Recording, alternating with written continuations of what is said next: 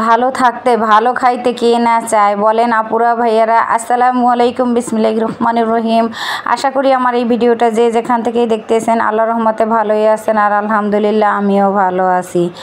আমি আজকে মুরগির মাংস আরও অনেক কিছুই রান্না করবো, তো আজকে একটু সময় পাইলাম, শুক্র আলহামদুলিল্লাহ অনেক দিন পর আজকে নিজের মতো কইরা বইসা অনেকটা সময় নিয়ে রান্না করছি। আজকের এই রান্না শুরু করার আগেই আমি আরও অনেক প্যারার ভিতরে ছিলাম। 2-3 জন ভাবি আসছিল, তাদেরকে 3 পিস দেখানোর তালে ছিলাম।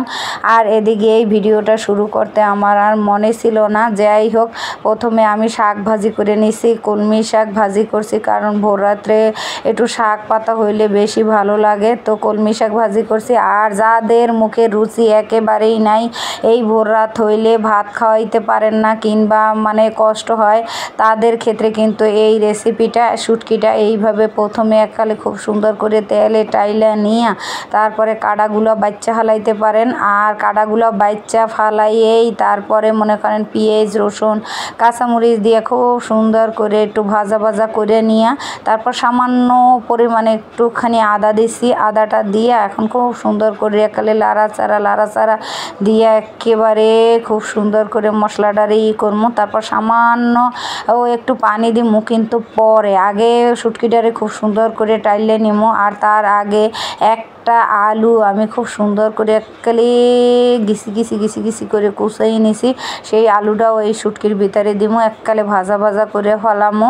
আর এই শুটকিটা যে মনে করেন বাসায় এখনও ট্রাই করেন নাই, তারা অবশ্যই ট্রাই করবেন, একদিন হইলেও এইভাবে রান্না করে খাইয়ে দেখবেন। আর আমার এখানে আরও শুটকিটা ভাজার শুরুতেই আমার একটা মনে করেন ক্লিপ ছিল, সেটা হয়তো আমি ভুলে ডিলিট করে দিছি, আমার মনে নাই, তবে সেটা মনে করেন দেখাইতে পারি না। এই শুটকিগুলো কিন্তু এটার নাম হয়েছে ফেগুর শুটকি।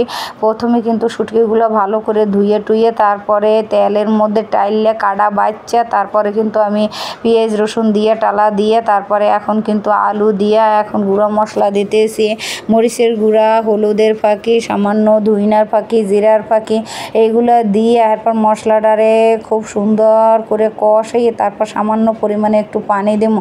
অনেকে আছে যারা শুটকি অনেক পছন্দ করেন, অবশ্যই তারা এইভাবে ট্রাই করবেন, যে আলু দিয়ে যারা এখনও শুটকিরা এইভাবে রান্না করে খান না, হেরা কিন্তু অবশ্যই ট্রাই করবেন। এখানে কিন্তু আলু দিয়ে তারপরে মশলাগুলো দিয়েছি, এখন কিন্তু খুব সুন্দর করে আবার এই মশলাটারে একটু কষাইয়া তারপরে এখানে ঝোলের পানি দিয়ে দেবো। আবার ঝোলের পানিটা কিন্তু আমি একেবারে শুকাই ফেলামো, যেহেতু শুটকির ঘ্রাণটা অনেক প্রখর, সেই ক্ষেত্রে অনেকে আবার একটু গন্ধ কম হইলে খাইতে ভালো ঠায়, তাই তাদের ক্ষেত্রেও কিন্তু এইটাই।